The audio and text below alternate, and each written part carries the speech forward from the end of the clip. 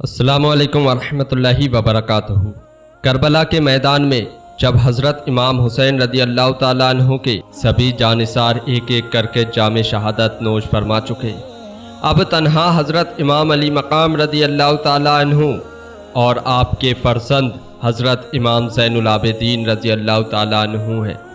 حضرت امام زین العابدین اپنی بیماری اور کمزوری کی وجہ سے بستر علامت پر ہیں۔ جب حضرت امام زین العابدین نے اپنے بابا جان حضرت امام علی مقام رضی اللہ تعالیٰ عنہ کو تنہا دیکھا تو آپ نے نیزہ ہاتھ میں لیا اور حضرت امام علی مقام کی خدمت میں حاضر ہوئے اور عرض کرنے لگے، بابا جان، پہلے ہمیں میدان کارزار میں جانے اور اپنی جان نثار کرنے کی اجازت دیجیے۔ میرے ہوتے ہوئے آپ شہید ہو جائے، یہ نہیں ہو سکتا۔ حضرت امام حسین رضی اللہ تعالیٰ عنہ نے بیمار نور نصر کو اپنی آغوش محبت میں لیا، پیار کیا اور ان سے فرمایا، بیٹا، ابھی تمہارا وقت نہیں آیا ہے، ابھی تو تمہیں غمزدہ خواتین اہل بیت کی نگہداشت کرنی ہے اور ان بے کسا اہل بیت کو وطن تک پہنچانا ہے۔ میرے فرزند، اللہ تبارک و تعالیٰ تم ہی سے میری نسل اور حسینی سادات کا سلسلہ جاری فرمائے گا، اور جو امانتیں میرے پاس ہیں وہ تم کو دینا ہے۔ تم سے مجھے بہت ساری امید باقی ہے۔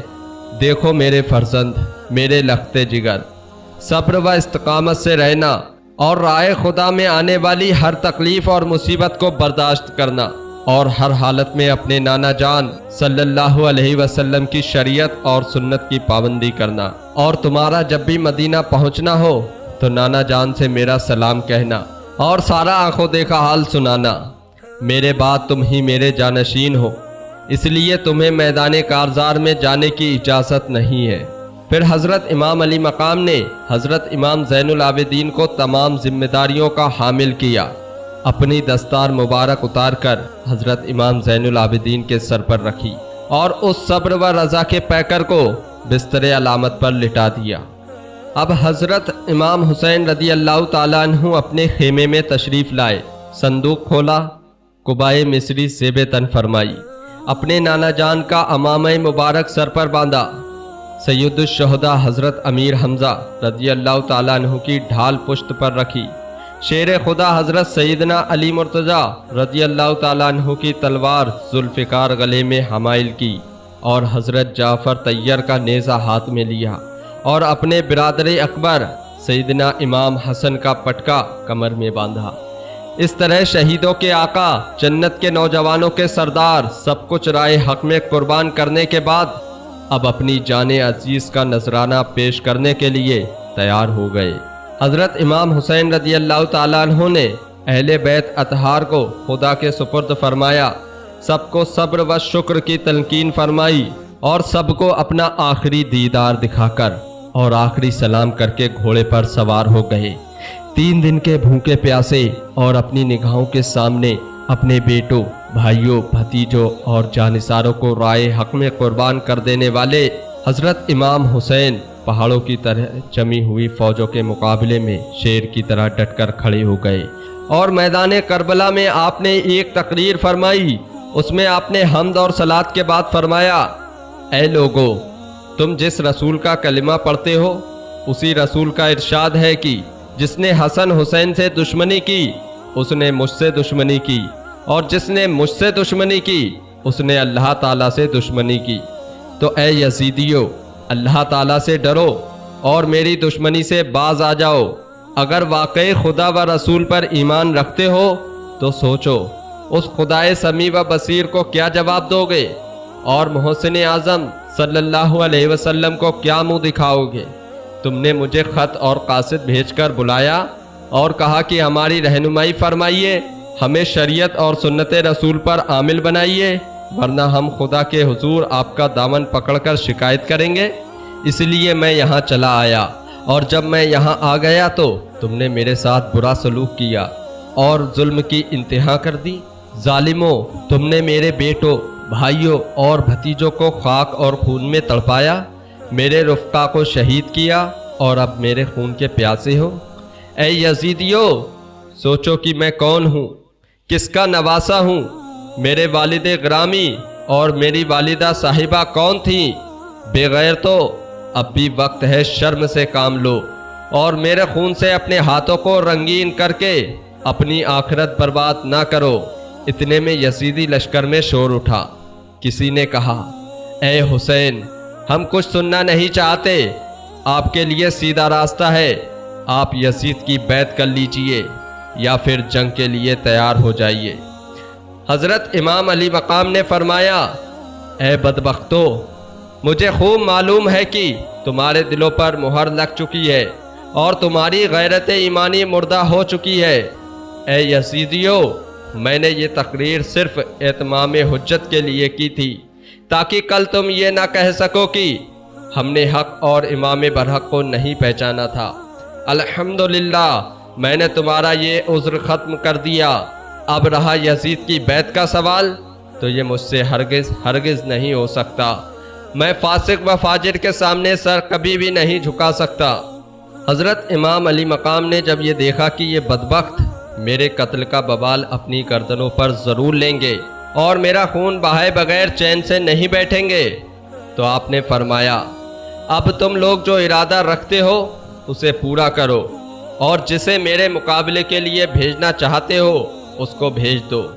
یزیدی فوج نے مشہور جنگجو اور بہادر جو حضرت امام حسین کے مقابلہ کرنے کے لیے باقی رکھے گئے تھے، ان میں سے ابن سعد نے سب سے پہلے تمیم بن قحطبہ کو آپ کے مقابلے کے لیے بھیجا، جو ملک شام کا نامی گرامی پہلوان تھا۔ وہ غرور اور تکبر کے کلمات کہتا ہوا اور اپنی بہادری کی ڈینگیں مارتا ہوا حضرت امام حسین رضی اللہ تعالیٰ عنہ کے سامنے آیا اور آتے ہی آپ پر حملہ کرنا چاہا کہ شیر خدا کے شیر نے ذوالفقار کا ایک ایسا وار کیا جس سے اس کا سر جسم سے جدا ہو گیا اور اس کی تمام بہادری غرور کو خاک میں ملا دیا۔ یہ دیکھ کر یزید بڑے کرب و فقر کے ساتھ آگے بڑھا اور آپ کے سامنے پہنچ کر ایک نعرہ مارا اور کہا کہ شام و عراق کے بہادروں میں میری بہادری کا گلگلہ ہے۔ میں روم اور مصر میں شہرائے آفاق ہوں، بڑے بڑے بہادروں کو آنکھ جھپکتے میں موت کے گھاٹ اتار دیتا ہوں۔ ساری دنیا کے لوگ میری طاقت اور بہادری کا لوہا مانتے ہیں، کسی میں میرے مقابلے کی تاب نہیں۔ آج تم میری طاقت اور بہادری دیکھ لو گے۔ حضرت امام حسین رضی اللہ تعالیٰ عنہ نے فرمایا، تو مجھے نہیں جانتا؟ میں فاتح خیبر شیر خدا علی مشکل کشا کا شیر ہوں۔ تم جیسے نامردوں کی میرے نزدیک کوئی حقیقت نہیں ہے۔ شامی جوان یہ بات سن کر آگ ببولا ہو گیا اور فوراً گھوڑا کدا کر آپ پر تلوار کا وار کرنے لگا۔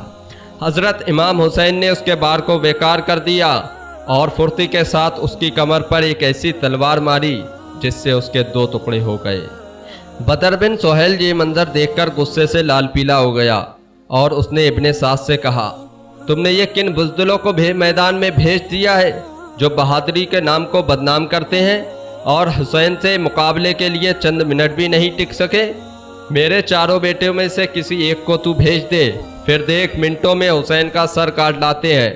بدر بن سہیل کے کہنے پر ابن سعد نے اس کے بڑے لڑکے کو اشارہ کیا تو اس کا بڑا لڑکا گھوڑا کداتا ہوا حضرت امام علی مقام کے سامنے پہنچ گیا۔